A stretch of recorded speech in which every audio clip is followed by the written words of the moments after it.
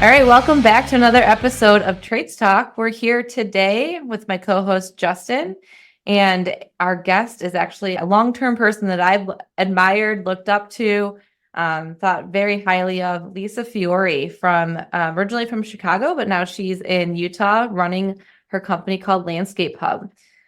Lisa is a fourth generation person of the industry, and her story is crazy awesome. Starts with, how she was front lines moving into more of the tech space, and any young aspiring entrepreneur out there, young or old, I should say, aspiring entrepreneur out there can learn something from what Lisa had to share with us today. So Justin, what were your takeaways? So Lisa Fiore from LandscapeHub shares this really cool story about going from an idea to creating a business to now scaling a business and raising a lot of money at a really great rate because of her vision. And we always talk about, if there's a pain point and you got a good solution to that, you can create a business around that. You can monetize that. But most of us stop at that point. It goes from an idea to nothing. And so she actually followed through on this. She raised money. She partnered with an amazing partner. And I don't want to spoil the episode, but she gives so much insight into this journey of going from an idea to inception to success. So if you're looking to grow your business or you have an idea that you want to start, especially if it's around the tech sector, like service-based tech, this episode is for you. And she gives us so many nuggets of information. I had a lot of fun in this episode, and I'm excited to dive in. Yeah, there's one thing I know about Lisa, like she stops at nothing. She is so hardworking. She's a great networker. We talk about that. She just literally stops at nothing to get what she wants. And it's been so great seeing her succeed on this journey in tech and kind of doing it alongside of her. Like her journey with tech follows very closely with my journey with tech. And it's just been so great to see everything that's come about from her. So if you're ready, let's just want to dive in and hear a conversation with Lisa. Let's go talk to Lisa. Welcome back, folks. Another episode of Trades Talk. Today we have Lisa, who is the founder and CEO of LandscapeHub, a B2B online marketplace all about plants. Lisa, you want to tell us a little bit about your company, a little bit about yourself? Yes. First off, thank you, Justin and Maggie. Super excited to be here. I've been listening to your podcast now for a while, and it's fun to get a chance to sit with you guys today. So yes, my background, I grew up in the nursery industry. I am a fourth generation nursery owner operator. Great grandfather started the plant nursery in Chicago about 100 years ago. So I got introduced to the industry via a plant nursery, right? Worked there from 2000. And then around 2017, a light bulb went off in my head. And I originally thought about building a software tool for the Fiore nursery for them to manage their supply chain and their, vendor network. And then, of course, that turned into LandscapeHub, and can share more about that in just a moment. But yeah, I was born and raised in the industry. Lots of generations of plant sellers in Chicago. Love it. And did a little bit of a twist in 2017, left the plant world and brought my experience from the plant world to the tech world. And LandscapeHub is just that, iteration of the nursery world, but online. Awesome. Well, it's a pain point for so many landscapers out there, which is the procurement, pricing, and everything to do with the nursery plant side of our business. It's the one thing that you have to keep alive when you install, other than lumber and hardscape. So, Lisa, tell us a little bit more about exactly what LandscapeHub does and what is that solution that you're bringing to contractors? Yeah. So, to understand LandscapeHub, let's first talk about the supply chain as it is. And so, prior to LandscapeHub, you had this massive industry, right? We estimate the addressable market to be about 100 billion, and that includes plants. And so you have this massive supply chain. And with the plant side of the world, you have every nursery or distributor or manufacturer that lives offline. Prior to recently, 99% of the whole supply chain is not e-commerce equipped. Okay. So they're obscured in the marketplace. You can't just go to Google, type a plant name in and see all these nurseries appear in the results. And so they're not e-commerce equipped. They don't have digital catalogs or searchable catalogs. Processes around buying and selling are all offline. Okay. It's paper-based, it's call, it's email, it's texting. And so that creates a very cumbersome, painful, inefficient supply chain when it comes to selling plants or landscape materials and or buying it. And so at Fiore, at my family's company, I got to wear many hats in the organization. I was a salesperson, so I got to work with thousands of landscapers on an annual basis. And I got to see how much time they spent estimating and bidding jobs, how much time they spent sending quotes out, receiving them, and then organizing them, how much time they spent chasing down vendors to ask questions about product availability or pricing. And so it was ridiculous, right? And so I also got to experience life as a purchaser. Fiore, their annual spend is about $5 to $7 million on purchase plants a year. And so as a purchaser, I got to live firsthand the time suck around buying plants. And so, early on in my career, I would say to myself over and over, like, there has to be a different way, a better way. And what was the limitation was everyone was offline and everyone talked about plants in their own naming conventions. So there was no language that allowed people to A, go online, and B, then connect. And so 2017 is when the light bulb went off and we really visualized this idea of creating a searchable database, right? That's simple. Like, let's create Google for plants. And so I was lucky enough to meet a guy named Chad Cooper, who grew up landscaping in Ohio and then became this famed technologist. He was the early tech leader at Grubhub, and he loved data problems. And so when I introduced to him like the inefficiencies of the supply chain, he saw just immediately the opportunity to standardize the database and then allow for a marketplace to exist. And so LandscapeHub, long and the short of it, is a marketplace for plants and landscape materials. So contractors can come online, search a plant or upload a list, and then we can basically give them results. Who has what, at what price point, and then product information as well. And that's the time saver. And then we went further and added, quoting tools, order tools, and logistics support. So buyer, contractor can come to the platform and basically manage all their material spend in a platform. And it's very different than a system or an ERP system that contractors use to run their business. We are not that. We are not your tool to manage your company. We're your tool to integrate with your software that runs your company, but we're there to really solve the problem that exists between at the time of estimating and the time of fulfillment. So that's the sweet spot that we're trying to assist industry people in. Yeah, this, Lisa, just from knowing our history together, but I've been one of those contractors that experienced that pain, right? On the one side of it. So correct me if I'm wrong, but you're like this middle person that deals not only with the nurseries who are doing the growing, but the contractors who are ultimately selling the product to the end user. So tell me a little bit then how you get clients. So do you target going to nurseries, or do you charge your clients who are using the platform to bid estimates? Is it both sides of the coin? How does that work for someone who wants to maybe partner with LandscapeHub? Let me just offer a point of clarification. So we like to think of ourselves as a bridge. We're bridging two activities, one activity that the seller is doing and one activity that the buyer is doing, buying and selling. And so, it's free for contractors. What we're doing is changing behaviors.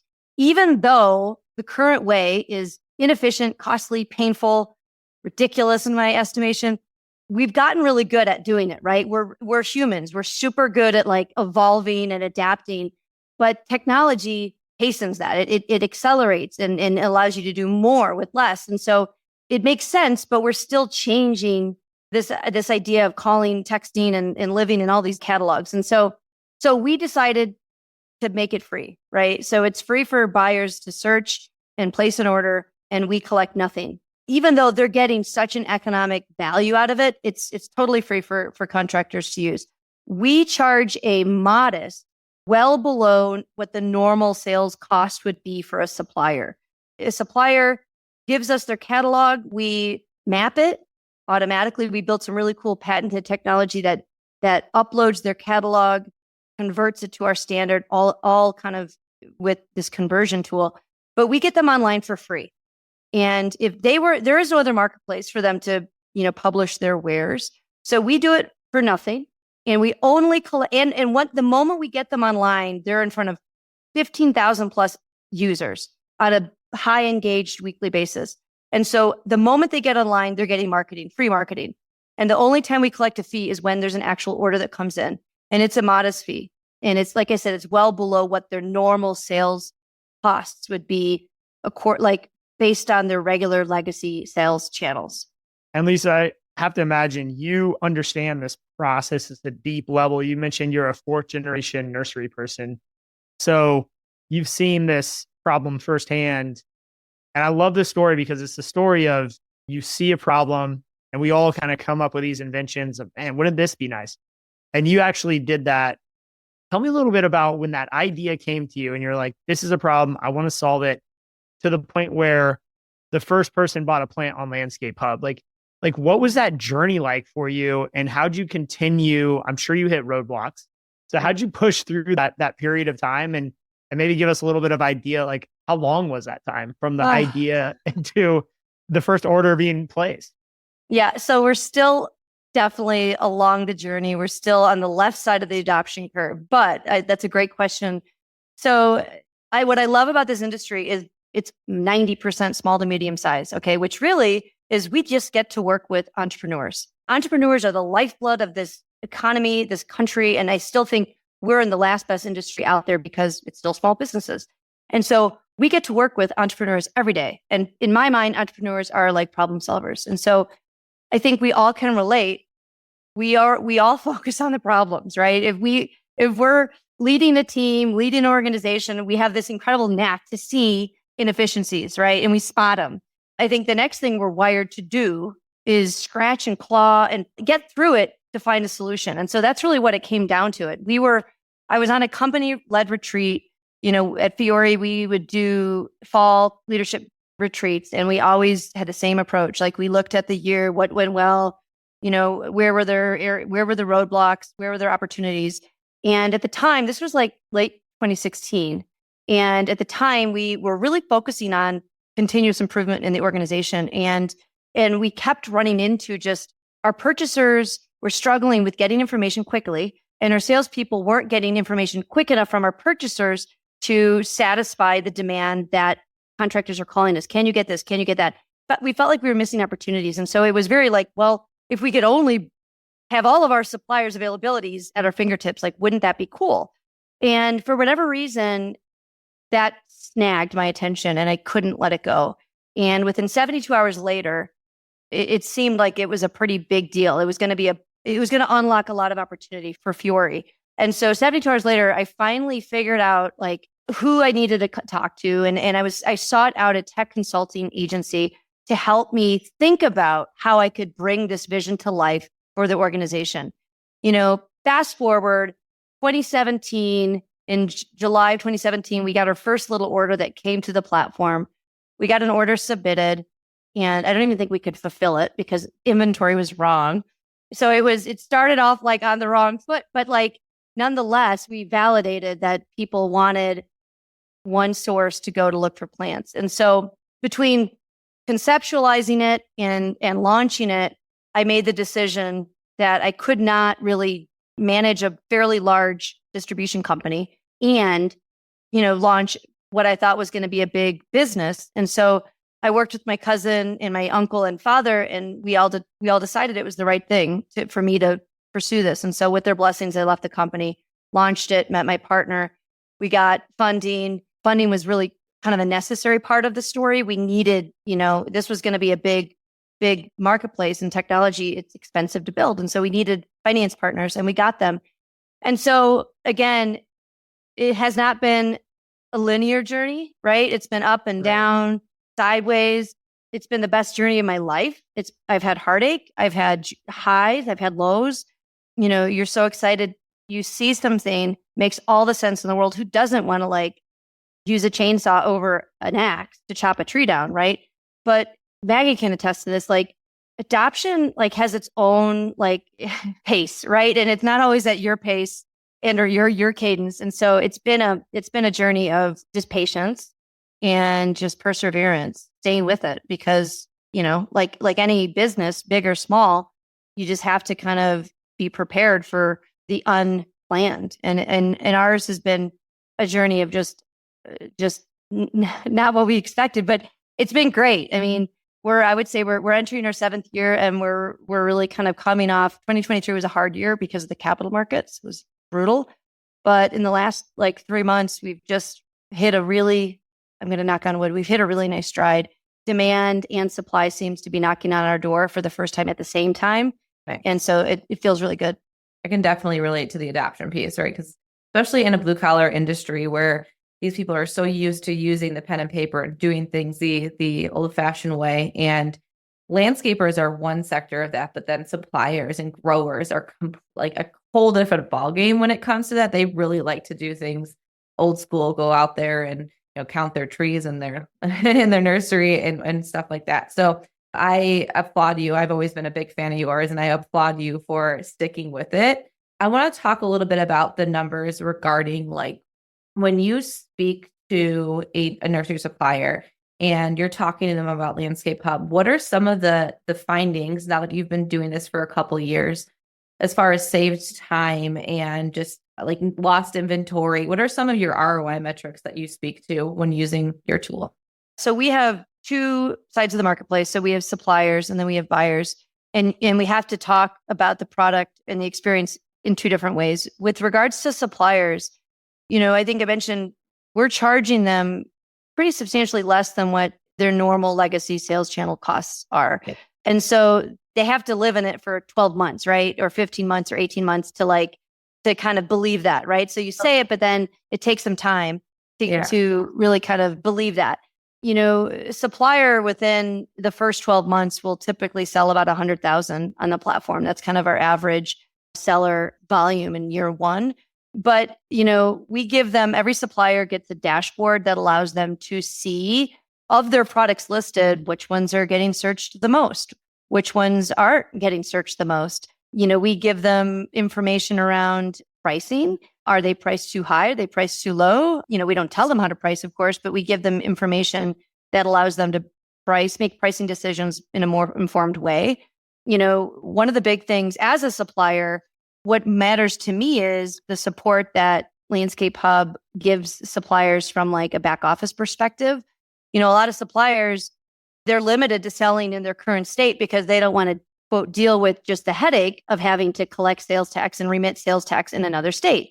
So when you sell through a marketplace, that's the burden is on the marketplace to deal with that. And so a lot of suppliers will say, God, it's great. I can sell to other states around me that I never really kind of managed that I could.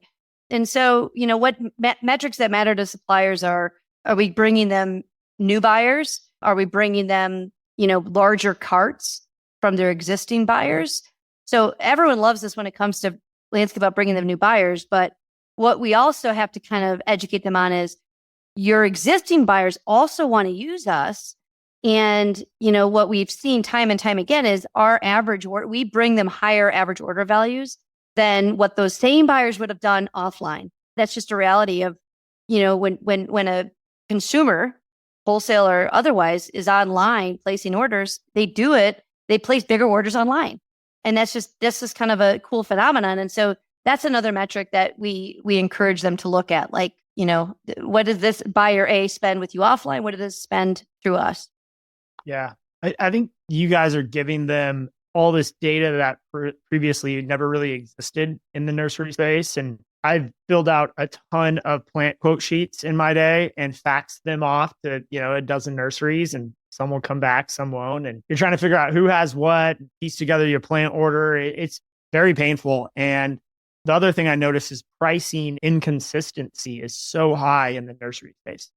So you may find a plant for $3 where somewhere else it costs $5 or $6.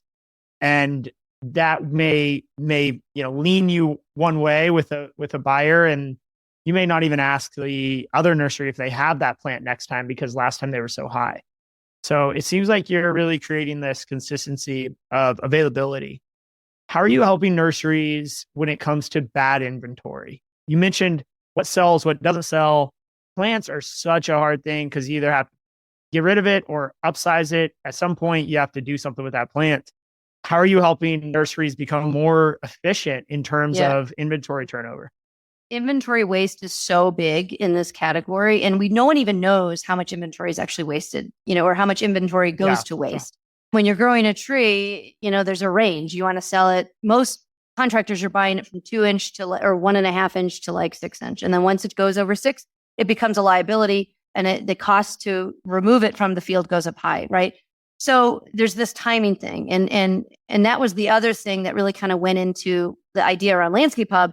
If you could give landscape architects months, years in advance, some sort of idea of what's going to be in the market, when the project is ready, then you could spare nurseries and landscapers time around this whole, speccing products that don't exist. And so that was the other idea. Like, we wanted to provide transparency, not only to architects, but to nurseries themselves. If they could see collectively what's coming out on the market, maybe then they could avoid overplanting a variety that is so apparently long. And so with data, everyone in the supply chain will benefit. That's just around transparency. And then, of course, you can price accordingly. If you see that your products are long, well, then you can reduce your price to move it. And so, yeah, vendors get insight. Vendors can see what's long in the market by coming on LandscapeHub, just like contractors can. And so, yeah, we're trying to provide an efficiency of inventory that just visibility will provide. I mean, you mentioned inventory inaccuracy. Oh my gosh. So we all know that inventories are squishy. And I think, even the best inventories have like an accuracy of 97%. It's plants get run over, they wilt overnight, they die, they're not sellable. And so what, I think over time, when someone introduces a really good inventory management tool for the growers, and that's adopted and practices become improved, you'll start to see more consistent inventory accuracy. However, we know that inventory is going to be wrong, right? And it's so rare that a contractor puts an order in and there's this awesome happy path and everything's confirmed, and wow, isn't that great? It's like buying a pair of Nikes online. But we know it's not always that, right? And so what we built around this marketplace workflow is we've anticipated feedback loops that are just inherent in this process. So like back in the day when Maggie was ordering plants from my family's company, she would order 8 plants, 3 of which, weren't available. Well, then we could give substitutions at the time of order placement. So we're allowing buyer and seller to use the platform to manage quota requests, to manage pricing negotiations, order substitutions, order changes. So it again, we know it happens, and we want to capture it on one platform so it's more efficient versus them having to like look at text, look at email, get stuck up on like having to call someone to verify this or that. And so we know inventories are often inaccurate. And so part of what we do is not only ping the supplier 15 times a day or whatever it is to keep that inventory fresh, we also have these workflows behind the scenes to allow for buyer and seller to kind of just cut through that as quickly as possible. Lisa, how much of your background growing up in the nursery has benefited you today? Like if you didn't have that and you were, let's just say you grew up in the roofing business, but decided to go into this nursery, like, do you think it would be possible to do what you're doing today? Or do you feel that background has enabled you to understand your clients, your service providers, your partners at such a deep level that you guys are staying one step ahead of the needs of your partners? I think maybe both. I mean, the marketplace was built around plants first, and that's the harder part. That's the harder product that's the messier product to kind of bring online. However, I think my experience as a distributor isn't too far off from what like a small roofing distributor would be experiencing themselves. I mean, most roofing distributors, to my knowledge, are also offline. They deal with less SKUs, more manufacturer branded products. So I think I've learned a lot about marketplaces that I can certainly kind of speak to, like what a typical marketplace dynamic would be, regardless of the vertical. But yes, I think understanding, like working with landscapers and nurseries, as long as I have, like in the field, like, yeah, I'm bringing that like ridiculous pain point, like to my job every single day. So funny because I was laughing. Justin stole my question. I was going to go to the direction of your background, but also your team, because you talked about when you started this up and you found I think his name was Chad in Ohio, and you brought him on to help you program it. But tell me a bit about like your team and how you assembled, who you needed to help blow up LandscapeHub to what it is today, and like what kind of background were you looking for, and tell me a little about that. So the idea was to, with Chad's background, I mean, the founders of Grubhub, he was their first boss. And so he helped them build out the business, and he was kind of just a software whisperer. So he was in charge of recruiting and building out the tech team. And he was able to recruit some of the best engineers, built out that side of the business based on his experience. Meanwhile, on the business side, my goal was to bring on people from the industry. They're unique. They're the hardest working people out there. They're honest. I wanted them to come on and speak to their experience in the industry. And so we went out and sought out people that resonated with the mission. And I mean, when you're hiring, whatever your mission is, if when someone is, across the table and you're recruiting them, if it doesn't get them excited, no matter how good they are or how big their book of business is or whatever it is, it's just not going to fly. And so we really sought out people that got excited by the vision. And then of course we're nimble, dynamic, not sensitive, because, like, again, and Maggie, your journey's probably been more crazy. Like, I mean, there's so much growth that startup and young companies are facing that the playbook is very different than a legacy business. And so you need people that are just going to be mentally flexible, have an attitude and a sense of humor that is just resilient. And so we sought more personality traits more than anything else. But the key thing was that they drank the Kool-Aid and they were going to see this thing to life. Yeah, I'm in a heavy hiring sprint right now. I have quite a few open positions on my team, and I look for the same things. Everyone's like, well, what are you looking for? And core values, who are they? Do they understand that by what we do at Aspire, that we change people's lives, that we give them more time back? And like, do they understand how important the trades are, the landscape industry, the commercial cleaning industry, everyone we service? Like, do they understand how necessary those businesses are?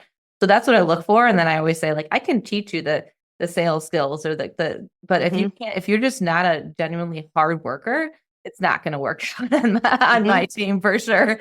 Real quick, Maggie, if I could interrupt, I just feel like we talk about this concept a lot: hire for attitude, train for skill. Do either of you have like kind of like a hiring hack, if you will, around how do you find that attitude when you're interviewing someone?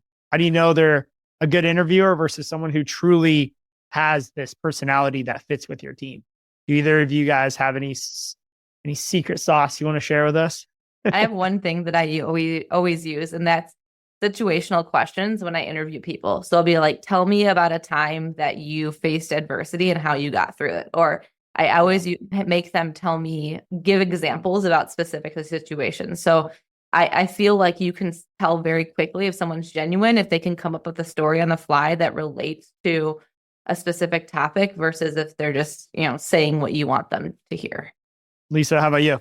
I think what Maggie said, that's in my quiver as well. I mean, but before we get started in the interview process, I try to put them at ease, because it's so important that they do get comfortable. And because if they don't, then it could be a missed opportunity, right? You could have this genuinely awesome person and they're just so like nervous that, they can't really kind of show who they are. But yeah, so I spend a lot of time up front just trying to put them at ease. But yeah, I that's one of my questions that one of my hiring coaches 15 years ago, I still use the same set of questions. And one of them is, tell me not about a time of adversity, but tell me about a time that was hard for you personally. What was it? How did you work through it? And over your working professional career, like, tell me about your favorite boss. Like, tell me who they were, what did they do, and why were they, why did you like them? And that kind of then gets them talking about things that they end up, you value what they value in people. That's what kind of comes out of that question. But yeah, I think it's important to get them to kind of like neutralize. I hate it when hiring, there's this power, right? Like when we're hiring, we're in this position of power, and I hate it. And I try to tell them, like, look, you need to be interviewing me just as much. And I think if you kind of squash that power thing, then they feel better and as they should, because it's an equal footing, conversation. But Good question. Those are both really great techniques. And I like the idea of kind of disarming the hiring process, because I'm sure it is intimidating to walk into a company, especially one you really want to work for. One of the things I use, and it's really a collection of what both of you guys just said, is time in the interview. Like, I'm a huge fan of 4 to 6 hour interviews, which include a eating event. So whether it's lunch or dinner, but it's like, hey, let's meet, let's talk for an hour, let's drive to lunch together. I want to see how you are in the car. Let's go have lunch. Let's come back. Let's debrief on how the food was. Like, how do you think the waitress, the service in the restaurant was? And like, we try to become what it would be like in the office if we were working together. And then after 4 hours of interviewing, you just can't fake it anymore. At some point, you're gonna let your guard down. And I'll never forget this one guy we were interviewing. He had some issues around conflict in the workplace. And he was like, I'm so far past it. And people always come at me, and he ended up like having a fist fight on the work site. And he didn't share that with us until like the 3.5 hour mark. But then he started to really open up about some of his beliefs, and he's a very opinionated person. And it turned out most of the conflicts, I think, were self-created. And we decided to pass because I think the first 2 hours was so great. And then the second hour, third hour, we were like, okay, this is turning into someone who's very abrasive. And I don't know if we would have found that out. But Lisa, to your point, we've had interviews that people started out really rough, very nervous. They could barely talk. And we thought they were just like shy. And we're like, this isn't going to be a great person for the sales role. And then in like the 3.5, 4 hour mark, they're just telling us these big stories and taking us along this journey. So I do think there is this middle ground around how you go about hiring people. And there's no one way to do things, but I appreciate you guys. I always joke, because I think I've spoken to this in the past, that you ask someone what their coffee order is, and you can tell really quickly what kind of worker they are based on what their coffee order is, because people who just like want to get stuff done, it's like very straightforward, simple. But people who like elaborate on and have all these very specific needs, like they're usually going to be your more high maintenance type of people. Now, I'm not judging anyone who likes their coffee a certain way, but it is kind of true. And I always end my interviews with this one question. I heard it somewhere and it's always stuck with me. And I think how people answer it tells you if they're there because they really need a job or if they truly want to be there. I ask them, if I offered you this job right now, give me one reason why you would tell me no. It makes them think critically. And so they're like, oh, I would never say no. Like, it's almost like they're too eager to take it. And someone who can think of like an actual legitimate answer to that is someone that I'm like, okay, they can critically think, or they're looking at the whole picture here, not just here to get their foot in the door. So I might have to plagiarize that one. Yeah. I like that. I like that. You are welcome to take it for everything that you've given me. You've taught me in life, in my career. You can happily have that. So I want to ask though, you know, I work in tech. Justin's starting to kind of do his own consulting thing. You went off on your own. There's a lot of ideas out there in the industry. And for someone who maybe is that young business owner or trying to take that next step in their career and they have this big idea out there, what advice would you give someone that was maybe Lisa in 2016 when you decided to step away from a family legacy and go off on your own? Like, what advice would you give to someone? I mean, I think you have to seek a variety of perspectives. I mean, sometimes like we are afraid to get outside perspective because, you know, afraid that it might debunk what we want to just hear or just want to do. And so you have to be real and honest with yourself. So I think, you know, from my experience, I sought out, like, I was super driven to like get to critical information quickly. And I would kind of organize my approach, do it in the most efficient manner. And so like, what does that look like? It means, you know, just like, you know, you get to this person, right? And then that person is undoubtedly going to tell you their experience and you're going to catalog and take all that information. But there's going to be something that they say that could then lead you to another person.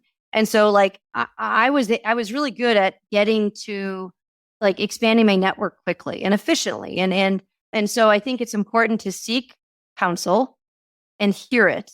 like really hear it. And so I talk to like young tech, not young, but I talk to like emerging tech entrepreneurs like weekly. And sometimes they have these great ideas and they need to continue to flesh them out. Sometimes they just have ideas that are going to fall flat, right? And so you need to like arrive at a productive place soon. You can't like spend too much time like belaboring over, is this a feasible thing or not? And so I think you have to pursue a lot of perspectives, but you also have to hear what they're saying and face the fact it might be not the right idea to pursue. So you got to put it down and then, move on.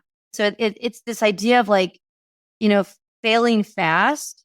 I just think everything has to have a sense of urgency around it because time is moving fast. Tech is coming fast, and your opportunity that you see today might evolve and change in, a year or two. So you have to like, if you do all this work on the front end, you got to be executing on very quickly after that. So you want to find out what's viable quickly and what's not viable quickly. Yeah, I'm hearing you have to make a lot of decisions quickly and not be afraid to have the wrong decision, but just make a decision, go down that, figure it out. Yes. And then move from there. But also you mentioned networking and getting in front of people who can help you. You seem to be a very good networker of people and has helped you along your journey. What are some tips or advice for people who don't have much of a network today? I know you go to conferences and so on. I mean, should people be getting out there? Who should they be talking to? And maybe what kind of questions would you be asking someone that you're trying to learn from? I mean, I think the questions are predicated on what are you trying to, learn? Is this person someone that can help you reach a sale? Is this person that someone can help you, invest? Is this someone that can, help you think about, the business? I mean, so I think the questions are predicated on what your goals are. I think the biggest thing to like, you just don't be afraid for someone to just ignore you. Yeah. I mean, honestly, like you just if you want to get in front of someone, don't stop until you do. And that could be tacky. I mean, there's times when I'm definitely uncomfortable with with like my persistence, but it's like, that's my job. That's my job as the leader of the company to put my company in the best light possible with opportunities. And if I'm not aggressively going after something, well, then who is? I'll say this is kind of an aside. I've gotten called aggressive a lot in my 7 years after leaving the legacy world. And I really don't like it because like, I know there's a lot of guys that could act the same way and they're not called aggressive. I've gotten called aggressive. Like, I'm so lucky. I've raised a ton of capital. And so I can't say I've had a ton of biases, like whatever it is, like, but I can say like, for me, I've often felt that it's uncomfortable to act as aggressive as you have to be sometimes. But yeah, so I guess what I'm trying to say is like, if there's someone out there that they say something that resonates, they've created this company that you want, or they comport themselves in the way that you want to comport. I mean, like I asked Mike Bogan, he's like the head of Lean Care. And I've known Mike from the Brickman days. I didn't know him personally, but I knew of him. And I just always admired the way he acted professionally. And I love the company Land Care that he's built. Just who doesn't love that company? It's culturally like it's a great company, great energy. And I wanted to know him and I wanted to hear what he had to say, nothing specific.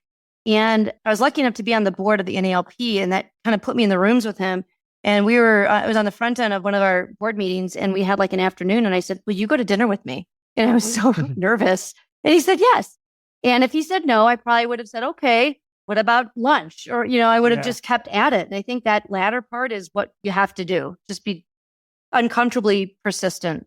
Yeah, it's interesting. I have a Mike Bogan story, similar Mike Bogan story, meaning, and his name's Justin White. So like, I actually sought out Justin when I saw him up and coming in the industry. And I'll never forget like reaching out. I think it was like 2019, like reaching out, and he was speaking at this event. And I told my coworker was going to be there. I'm like, meet this guy. I'm trying to get in with this guy and all this stuff. He's really taking over things. And look where we're at today. Like I literally never let Justin and Candy go until I met him. So perseverance is definitely something, but I also will say all three of us who are on this call are pretty good networkers. And I think the one thing that we all do really well is that when we talk to someone, we genuinely care. It's not like we're there at surface level. We're very invested in the conversation. And if, we can't provide initial value back, we always circle back and thank that person and are genuinely appreciative of that person's time, because we all know that time is money in this industry. And with that, too, I will say that when you are looking to start networking, you never know who people know. So don't just, because you can't get to that person directly, go to the first person that talks to you. You never know who they're connected to. You never would know who their grandfather was and all these different. So by leveraging smaller connections, you can get those bigger ones. Being open-minded. I think the other part that I figured out in, I don't know, maybe 2016, 2017 is when you have a vision of where you want to take your company and you're comfortable sharing that vision. Like in 10 years, we want to be, for us, it was 30 million by 2030. And it was the story I told, it was the vision that I shared with my team. We had 10 to 15 employees. And so we've never stopped beating that drum. And so whenever I had an opportunity to meet someone, and similar story, it was John Boulay, who headed up Jensen just north of us, and they were 30 million at the time. And I was able to find a way to get a hold of them. And first thing I said was, hey, John, my goal is to get $30 million company in 2030.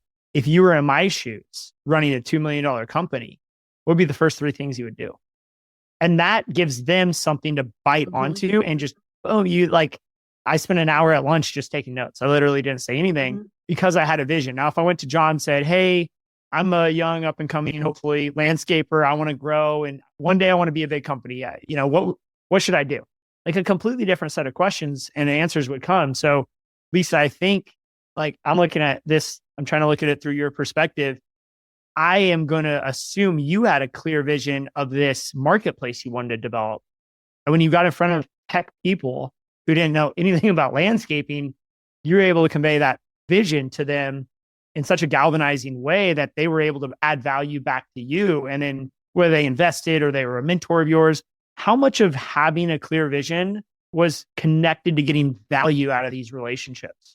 To me, I was just relaying what I was living, right? And, talking about there's thousands of nurseries out there and they're all small. And I was just sharing my experience. So I was lucky enough to I just said authentically share, right? And then of course, people were leaning in.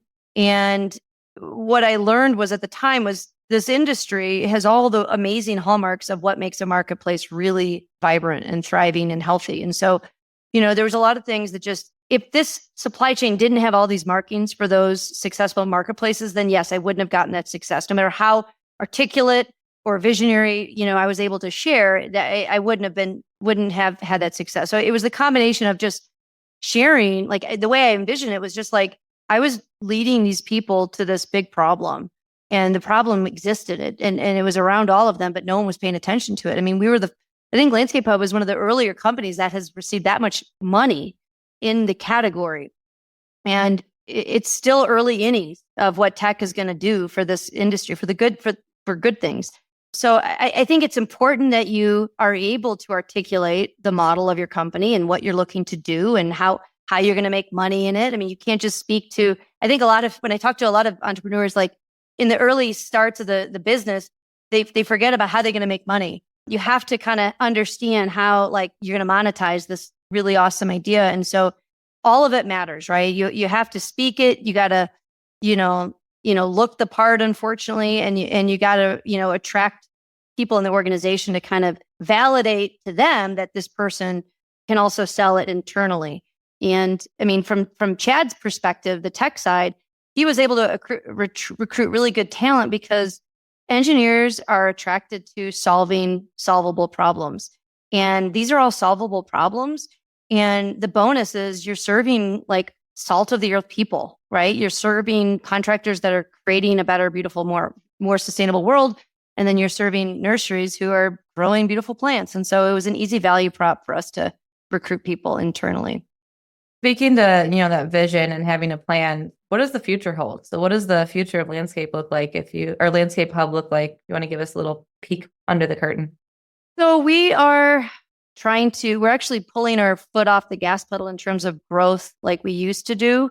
And this year although we're growing very well. It's a more sustainable growth. We're really trying to go deeper into our existing market. So for 2024, we're just going to continue to bring more buyers in from the Mid-Atlantic, Northeast, Midwest, Southeast, and expand the wallet of those contractors currently buying on LandscapeHub. You will continue to add more supply as well, but the focus for 2024 is going to be just expanding that wallet. But yeah, I mean, the long-term vision is to be a massive marketplace where a contractor can come and find their plants, can find their irrigation, can find their lighting, can find their concrete pavers, can find anything that they need for a project, which means we have representation from manufacturers, dealers, distributors, and growers. We can accommodate all of those categories today. We've just focused on plants. And I think over the next year and a half, you'll start to see us expand into a hardline category in earnest. And I think that will then just kind of accelerate from there. So I'm so excited for this, Lisa. And I love the vision of adding more to the marketplace. That was going to be one of my questions. I've noticed that other distributors, if you will, have historically irrigation or hardscape, what have you, have tried to lean into the nursery side because it's an area they just don't have offerings in. And we have yet to experience a really positive movement from irrigation hardscape to nursery. I think your current being in the nursery, currently in that more difficult inventory space, and then moving into these, hard lines, I can only imagine I don't want to say it's going to be smooth, but I have to imagine it's going to be an easier transition to go that direction with the current almost versus against the current when you're going from a hard line to a soft line. Sure. So from a buying perspective, yes, everyone, I mean, we get lists all the time. Like, can you when are you going to fulfill, when can you fulfill these hard ancillary lines? It's like the demand is there. Everyone wants one-stop shop. And so we're building this demand, right? The problem is it's the dealer network that is sometimes, and I'm going to, I'm going to get hate mail now, but there's the dealer network that sometimes stymies what the manufacturers want. The manufacturers, all these brands, okay, whatever the big brands are, whatever the category, small equipment, irrigation, lighting, they're relying on these dealer distributor networks to get their product to market. And we need those dealers and distributors. They're the most efficient way to get product to market, whether it's a plant or irrigation, whatever. However, those guys are all offline. And so these manufacturers are waiting for these individual one-off dealers, distributors to all of a sudden start to sell online. And so you'll start to see some distributors have the, e-commerce capabilities, but none of them are e-commerce, companies. No. They're distributors. And so it's not what they know. It's not who they are. And so they're going to create a subpar e-commerce experience, and buyers are going to, sure, they can submit the order here and there, but the ideal is that they can go to one place, upload a list for the entire project, and then fulfill it all. And so, and we do it in a way that, the supply chain, it's transparent. So where you're getting the product from. And so I think the demand is there, and I think brands want it. In fact, I know they do because they're telling us they do. It's just the dealers and distributors, are kind of trying foul over it because they're afraid that it's, they're going to lose. They feel like they're going to lose, or they're going to have an added cost. And so there's a lot of reconciliation that has to happen between brands, manufacturers, and dealers, distributors. Yeah, I totally agree with that from start to finish. And I appreciate your comments. The industry is getting younger by the year. And what I've noticed about being in the industry for now 20 years, when I just began, there's very few people in the young age. And I'm just going to say under 40. And most business owners, I would say 90% or higher, were over 40. And it's slowly changed. And now it's I think, rapidly changing. My perspective, when I talk to someone who's 23, who just got out of college and they started a landscape company and they're doing $5 million in 2 years, it's wild. They are looking for this solution.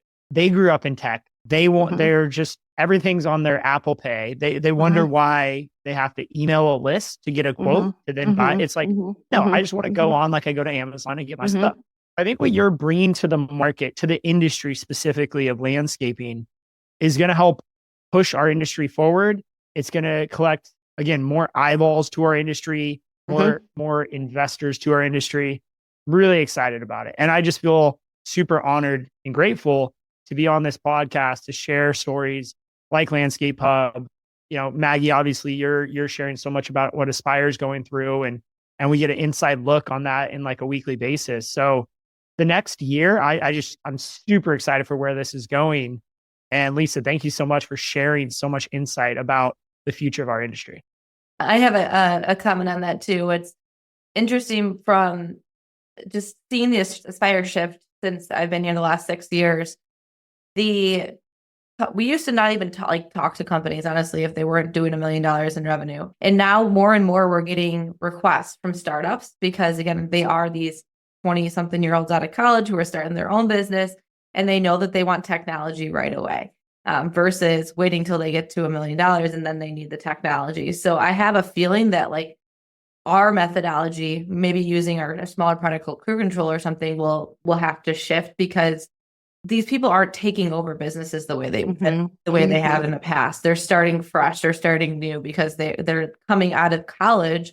Now there's entrepreneurial classes in college. So they're coming out of college with completely different knowledge than even myself came out of college with. So I definitely start to see the shift in the tech side of the industry. Or coming out of high school. There's people 18 starting businesses, which I love. Yeah. Well, and if I could just comment on that. So like there's this proliferation of consolidation. The landscape contractor companies are getting bought out by PE groups and they're consolidating. And that's hastening the need for central data or, central organization around data within a company.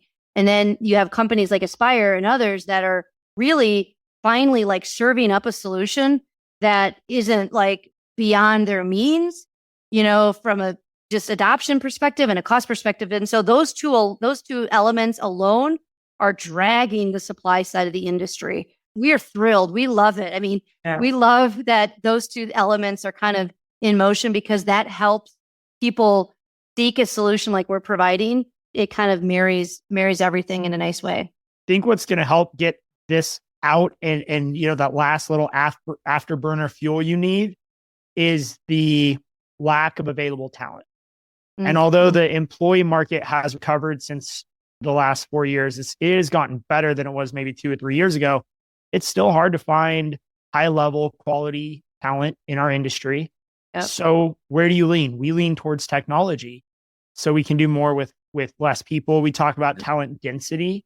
So finding like really great people, paying them a lot, and then leveraging technology to get more done. So I think that entire ecosystem of what Aspire, LandscapeHub, and others are providing will be the answer to the future. And then, Lisa, you mentioned consolidation. We can't ignore the amount of money flowing into our industry that is also demanding that unification and access across states, across borders. Next month, I'm going to the NCLC Student Career Days. Are you going to be there, Lisa? Yes. It's like 45 minutes from my house. So. Oh, awesome. Yep. So I'm going there to look for talent, probably similar to what you're doing. And I'm interested to see, for those who don't know, those are the landscape horticultural world. They put on a college competition, the National Collegiate Landscape Competition. And I competed in that, gosh, how many years have been out of college now? 14 years ago, I competed in this competition. Cool. So I'm really interested to see. I actually haven't been to one since. So I'm really excited to see how different it is since I competed in it. This person trying to get a job right out of college. So I'm really excited. I'm excited to see you there, Lisa. Absolutely. Yeah, that's a good plug. NALP is putting it on, and it's in Provo at the BYU campus. So good plug there. Yes, absolutely. Well, we thank you for your time today. To wrap up, we always end our episodes the same way, and that's asking you for a trade secret. So obviously being fourth generation, literally growing up in the industry, what was your trade secret that you wanted to share with our listeners? This may seem canned, but it's not. So during the Great Recession, when I was about to take over my family's company, I had to kind of convince my father and uncle that like I was ready and I had a vision for the company at the time. And I came across a quote and it said, to stay the same, you have to change. To stay the same, you have to change. And so there's this idea that like, even if you're a great company and change doesn't mean you necessarily have to like either recreate the wheel, or it doesn't necessarily mean that you have to change who you are, but it does require modifications, right?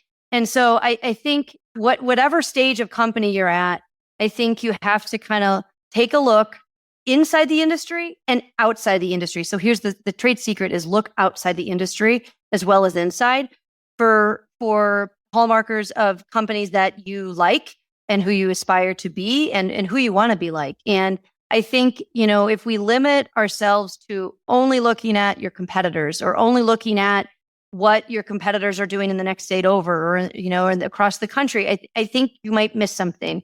And so if you're a landscape contractor, I mean, this is why I think Aspire is onto something by having, by working with multiple trades. They're going to learn best practices from maybe an adjacent trade. And then you can sure as heck count that that's going to come back into workflows that they're going to see in their day-to-day, system.